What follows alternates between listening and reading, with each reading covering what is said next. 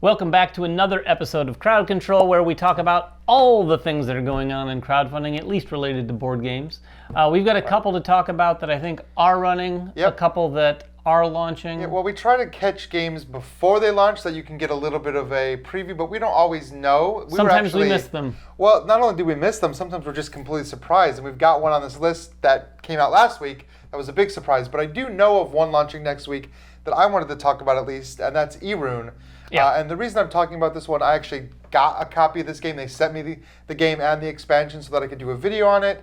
I wasn't super familiar with the premise of the game. I remembered that it launched a Kickstarter back in the day, but it's actually very unique. They consider it very much like HeroScape, in that you're playing a character, you're kicking down the door, you're fighting the monsters, but the hook is there's an app. And yeah, okay, there's apps. Yes, but with games. This is an app that you can actually talk to. Yeah, and which is wild. It's built around some AI too, right? Yeah, right. It's almost like Siri, but just for this game. It is. That's a good way to put it. It's like Siri for the game. You can directly talk to it. You can ask it rules questions. You can tell it what you're doing in the game, and it will describe the outcome of what you're trying to do. It will generate items and weapons and armor and consumables for you. It does a lot of like the GM work, and it does it kind of on the fly, which is very unique. Yeah, and if you're sitting there thinking like, how well does it work? Well, this is the second time they're running this campaign, and one of the things they're doing is trying to improve all of the things that they put in place the first time, plus having some extra content. But one of the things I think that they're promising, because the original app kind of has that Siri-like voice. Sure. And depending on how well this campaign does, I think they're hoping to actually use some voice actors. Yeah, although potentially. they said voice acting, music, on like different music for the different parts of the app, and then better narration even. Like so they promised an improvement to narration, to the writing. And of course, like you said, a bunch of new content. So it's a very cool premise. The idea that you can like directly talk to this app, like it is very unique. I don't think I've quite seen anything like that before in a game, so it's definitely worth checking out, I think. Yeah, the other one that we want to talk about is Final Girl Season 3. I think it's called Season 3, maybe Series 3. I think they're calling it. Yeah. But man, if Van Ryder ever struck gold, it was with Final Girl for sure. I missed this one. This one actually launched. Yes, this is running. Last week it launched, but like I saw the announcement, I was like, oh my gosh. Yeah, as you're watching this, if you're watching this right after we dropped it, it's been a week or a little less than a week. They funded very quickly. They're already, by the time we're recording this, over $1 million on this thing. And like I said, this is Series 3, so it's a more Final Girl, more settings, more, dare I say, dancing along the line of they've always kind of somewhat done that. Familiar properties. Like the whole idea of Final Girl is like you get to play in your favorite movie, right? Kind like your of, favorite sort horror, of. kind of. They wouldn't say that. They wouldn't say that, but that's always been how it feels. A lot of the characters have been reminiscent of film horror movie counterparts. I would say if they're behind the parody blanket, they're going to see things that might remind you of, say, like Terminator or Stranger Things. Hellraiser this time. Hellraiser. I mean, all of the usual suspects. I mean, they've got a treasure trove of properties out there that they can kind of parody, if you will. And you see their surprise one, which is Krampus. You can get chased around like Santa's village by Krampus. And my guess is Krampus is public domain, so you're safe doing Krampus. I think so. Anyway, it looks just as good as all the other ones that they've done. I will say, if you haven't gotten into Final Girl and you're like, you know what, I think I'll go all in. You can. You can. Well. You can. It's get your checkbook out. And no offense to the campaign, but if someone's not into it, there's, I think, what's it, $549? But that's actually to get everything with all the deluxe everything. Right. That feels like a high price, but remember, this is Series 3. Yeah. So you'll be getting 3 gigantic boxes full of Final Girl content that can all be mixed and matched. Yeah, and you can get even little parts of Series 3 if you want, or you can get like sort of the deluxe Series 3. I want to say is like $100, which isn't bad. And if you have never played a solo game, Final Girl was probably one of the first games I tried solo. And yeah, it is a solo experience, and it is a really fun thematic solo experience. Oh, it's super thematic, and like you said, they did strike gold with this, and I could see them continuing to make Final Girl products. I would. If they don't, I will. You're gonna take it over. I'm taking it over. It's taking over the thing. Maybe we could get an MVM set. We could have somebody chasing us around the MVM set. That's a great idea. All right, well, that's one that we missed. That was a big surprise. But we got a couple more that are that were already running since we had a big week last week. But before we do that, we want to introduce another special guest. I have Bob Crowell from One Board Family talking about a game that he just got. Hey everybody, Bob here from One Board Family.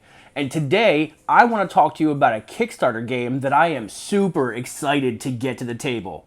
And that is First in Flight, published by Artana, which is a subsidiary of Genius Games. First in Flight is primarily a deck builder that puts you in the pilot's seat during the earliest days of flight design. You will use your pilot to travel around the board in a period over 4 years.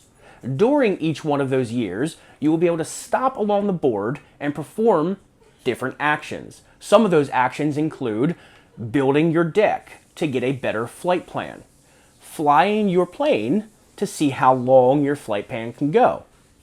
You may encounter some flaws during that flight plan, and there are spaces on the board to actually fix those flaws.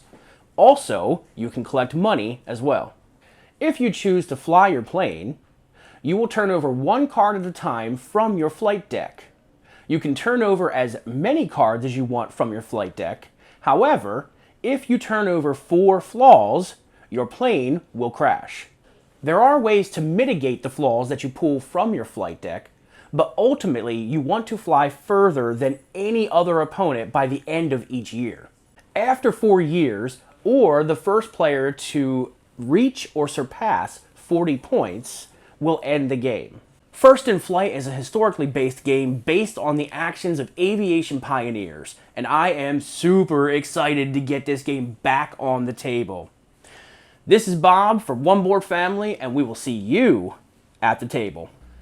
Yeah, First in Flight is one we played here on the channel too. I didn't get to play it. Ryan hasn't played it, but Emily and I have played it. It is a fun push your luck game. It really felt really thematically tied to what you're doing, trying to test fly over and over and over. So yeah, hopefully I'll get a copy of that sometime soon too. There is another one I wanted to talk about though this week, and it is Cavongo. Yeah. This one is from Mazaza Games. Both those together is a mouthful. But this game is going to appeal to anyone who's ever played Wingspan. Now I'll say that visually. I don't know that the game is anything like Wingspan. Sure, gameplay-wise maybe not, but the principle of what you're doing is very similar to the principle of Wingspan, bringing all these animals in and together. Maybe even a little Ark Nova. You're creating a habitat, and you're bringing all sorts of animal cards, and the graphic design on this is really well done. But if you look at it on the table and you like Wingspan, you're going to look at it and go, oh, please tell me more about this game. Right, or Earth, or anything like that, because you're going to have this big player board or player space with all these cards that you're adding to a habitat. You have some animals at the beginning that you're trying to work into that habitat. You're having to manage how you build that so that it kind of all works together. And there's objectives and things out there that you can sort of seize where, like, it was the first person to get 3 of this or this or that can get these points. All of this is driven by a drafting game. So everyone's going to get a hand of cards at the beginning of each round, take a card, pass it along. Everyone plays simultaneous that way. Oh, yeah. And it's not just animal cards. There's all sorts of different cards that will do different things. So you might take a card and go, oh, okay. So it gave me, the drafting part of it was giving me sort of Bunny Kingdom or Isle of Cats vibes, because you're looking at different types of cards and like, oh, I'm not going to take an animal because this card right here I could use pretty well. Right, but you have to take animals at some point. Yes, you do have to take animals. So you'll have a very lean habitat. Right. But yeah, that's Cavongo. It looks cool. The graphic, like you said, the graphic design, but also the artwork. There's a huge deck of animal cards as well that all look pretty phenomenal. Yeah. And the one I wanted to bring to talk about today is called Storyburg. And I thought this was just like a cute little charming family game. This is a cooperative game that has you playing as different fairy tale creatures. So you've got Peter Pan, you've got Alice in Wonderland, you've got Dorothy from Wizard of Oz, and Little Nemo. So you've got these 4 characters you're playing in kind of a deck building, cooperative deck building game where you're trying to save the Dreamlands, and you're moving from all these different realms. There's a whole storybook that unfolds, and you're going to be going through a light narrative experience as well as with the deck building. It's not designed to be a heavy game. It's definitely designed to be a fun, playful game that you can play with your families. So it's got a very charming look to it. It's got that very unique, I don't want to say Adventure Time style. Oh. But you know what I'm talking about? The artwork kind of. Is it along those lines? The artwork is along those lines. I would say if you're a fan of like those kind of programs, like I sound like an old man. Yeah. If you like those programs. If you like your television programs. If you're a fan of, this is definitely looks like it's set to appeal to like the Steven Universe crowd, the Adventure Time crowd. I see. It's all about positivity, and you're playing these really iconic fairy tale characters. It's all about working together. So this really does feel like a great fit for families that are looking to kind of introduce, the dungeon crawler deck building experience to their kids and friends who aren't seriously heavy gamers. So thematically this week, we've got Final Girl on this side. That's right, and we've got Storyberg on this side. I don't feel like you could go to another channel and get such a wide spectrum of coverage. Well, hey, we like to cover a wide variety of games. And this one might not be the kind of heavy Euro that I normally engage in. Sure.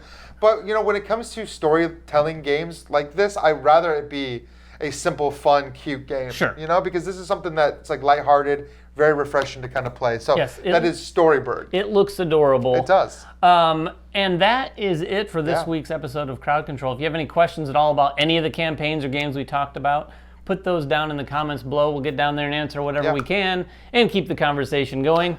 Until next time, make sure everyone has fun at the table, and we'll see you then.